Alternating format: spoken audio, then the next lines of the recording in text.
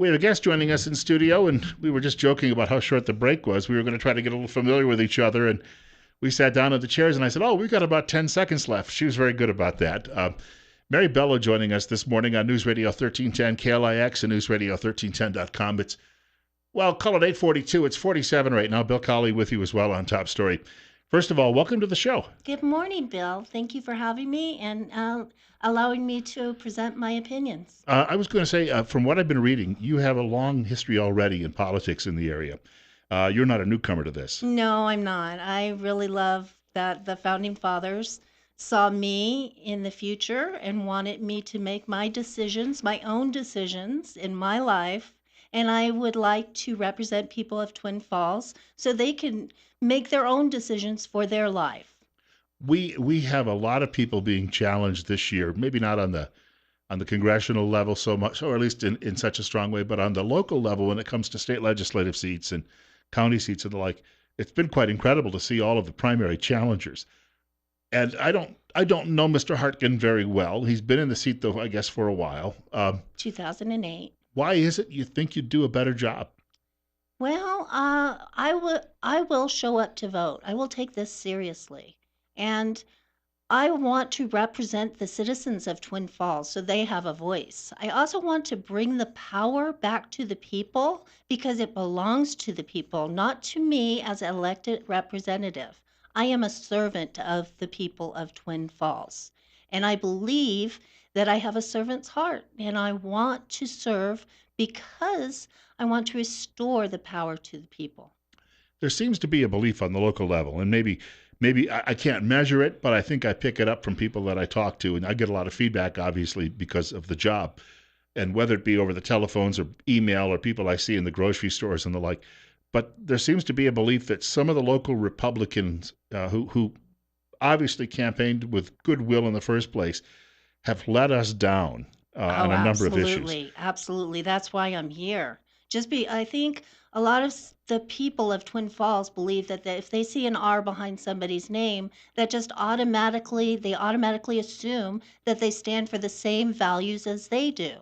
And I would encourage the people, not just of Twin Falls, but of Idaho, to look at the voting records of the incumbents. See what they are voting for. That will tell you a lot about these individuals. After all, you would never hire somebody without first interviewing them. So look into the voting records. So now you've gotten involved in all of this. You filed the paperwork. You've gotten started, but and obviously you don't need, like, if you were running for Congress, you'd need $1 million, I suppose. But it's not quite so difficult on the pocketbook when you're running at the state legislative level. But he still has that power of incumbency, and he's got a well-known Absolutely. name. He's very well known, and people like to vote for incumbents because they feel that they know what they're doing. And it's just easy to vote for an incumbent, I think. Can I throw out a few issues, and you can tell us where you Yes, yeah, stand? please. Second Amendment. Second Amendment. Well, I am just so proud of Idaho for the permitless carry.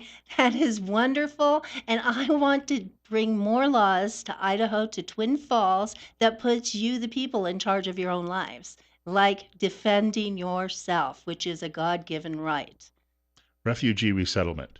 The refugee resettlement, I have gone to the CSI Board of Trustees, and I was very disappointed with the behavior of our elected officials because these were concerned citizens that were asking questions of the board. And there's nothing wrong in an elected position in answering questions of the people who elect you. And they didn't want to answer the questions. You could see it on their faces. They thought the people had no right to question their God given ability to run Twin Falls. And they also had people sign in and put their names on a sheet of paper, and they put those names to the internet as people who attended a refugee resettlement meeting. Now, I think that's a little bit shaky about whether or not you should have to put your name on a paper to redress our own officials. And uh, also, they told the people who had spoken at the last meeting that they couldn't speak again for another 6 months.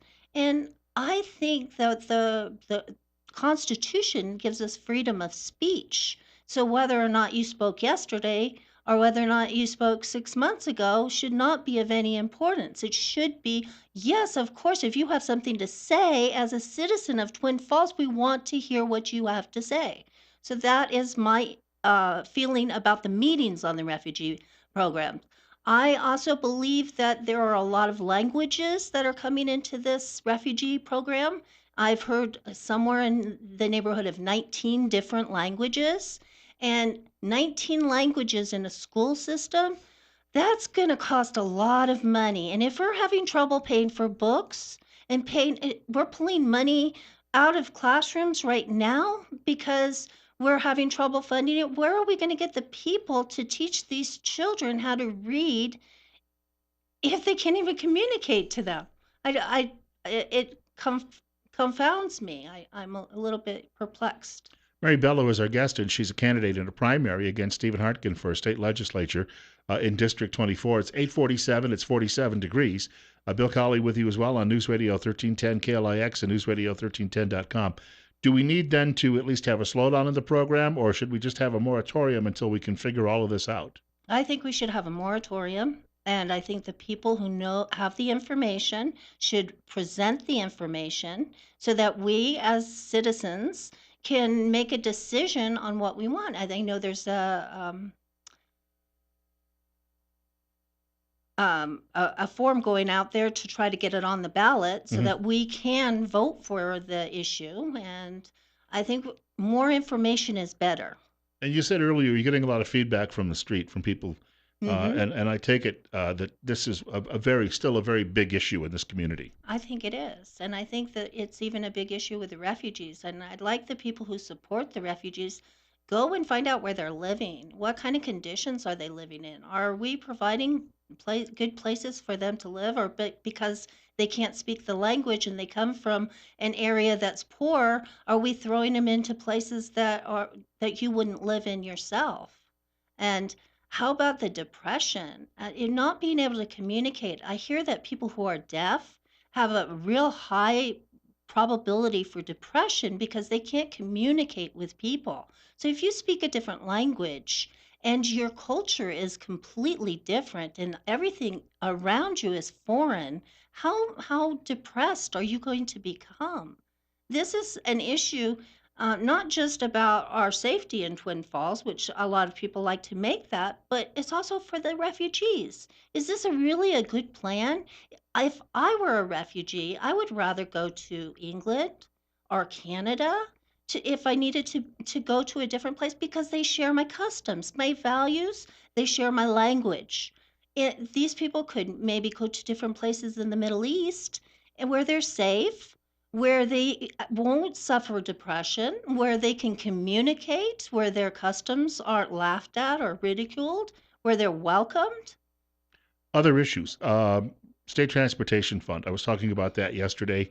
Last year, that was the big issue in Boise. This year, not so much. We have the new gasoline tax. People are driving a lot.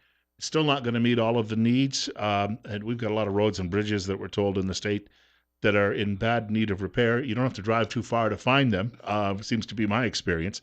Uh, what do we need to do? How did you stand on that gasoline tax? I was opposed to it. I just think that we had a surplus and that probably we should go into that surplus before we tax citizens. And I also believe that the roads need to be fixed, but we need to look at how to watch our spending. Where are we spending that we should be doing a better job of watching the resources? Because the resources of the citizens of Twin Falls are a little portion of their life. I believe that when you go to work, you earn some money, you say, I will go to work for you for this amount of money. And then if it's taxed, that little portion of your life now belongs to the city. So we need to really watch how we spend our money so that we respect the citizens' time and value their efforts. Also, you referenced the fact that the schools are going to be challenged with a lot of different languages. We've just gone through this in the legislative session. There's been a lot of discussion about funding education. And one year it's colleges, another year it's an issue along the lines of public schools and the like. there's no easy answer, I guess. You've got to, at some point, you've got to ask people to give you money in Right, order to pay for right. these things. How Hmm. do you go about doing this? Well, the first thing is you're good managers of money, and I think Idaho's just that we have a surplus tells me that we are doing pretty Sure. well on managing our money. Uh, I have sat on school boards. I've sat on site committees. In California, I was a PTA vice president and president, and I watched the schools spend money like crazy. I just think that they have to remember whose lives they're using to obtain these funds. So we really do have to watch how the money is being spent and does it really need to be spent? It's 8:52. Mary Bello is our guest on News Radio 1310, KLIX and newsradio1310.com. 47. Bill Colley with you as well on Top Story. We've got about half a dozen minutes left. A little background because, you've lived here obviously for a number of years, Yes. and you've been involved politically here for a number of years. For people out there who ask, well, who are you? If they don't know you already, I'm sure some people listening this morning have known you a long time. But how would you introduce yourself, background, etc.? Well, I have been married for 36 years to my high school sweetheart, and we have 4 children together. Our first two, we um, we raised and sent them to public school, so we have a good idea of what public school is and how it works. We, like I said, I was vice president and president of the PTA, sat on school boards, psych commissions, and I got involved because I love my children and I have a servant's heart, and that is the reason I want this job is I serve the public in the PTA capacity, in the school board capacity. I serve in my church. I teach Sunday school. I care about children. I have a business teaching children and adults how to ride horses. And so I am serving. Servant is who I am. Um, my second 2 children, it kinda came as a surprise. We had our first 2, we thought we were done, and surprise, here's 2 more coming along, and we decided, since we weren't Christians prior, that we wanted, to raise our children with Christ, and we decided to homeschool our children, and, we have successfully homeschooled our older daughter, who's now 19, and she's doing really well. She was the president of the Student Youth Council. My son is currently serving on the Student Youth Council, the Twin Falls Student Youth Council. He is a junior in high school right now. I couldn't be more proud of both of them. They understand the Constitution. They understand what our founding fathers were thinking when they wrote the documents, and they understand that it's not an outdated document, that it was written for us as a people as it had never been written before. It brings tears to my eyes when I read it and when I think about that never in the whole history of governments has the leaders given the power to the people. It's never ever taken place before, and it's slipping away from us. And that's the reason I'm here. This isn't a plan. Oh, I can't wait to run for for house. I don't want to do this. I really doing this because I feel I need it, and I'm needed by the people because I'm willing to do it. And I want to do it because I love the people of Twin Falls. I love Twin Falls, and I chose to live in Twin Falls. I came here from California, and I watched things happen in California. We moved from different areas, and it just kept getting more and more liberal. And I was born in San Francisco, and believe it or not, it wasn't as liberal as maybe you're thinking it was, but it has become liberal. And we moved on to Half Moon Bay and Sacramento and Oakley, California. And all of these places were farming towns. They made their living off of the earth and produced fruits and vegetables. And as we moved into Sacramento, we realized the farming land was disappearing and more people, it became more and more urban.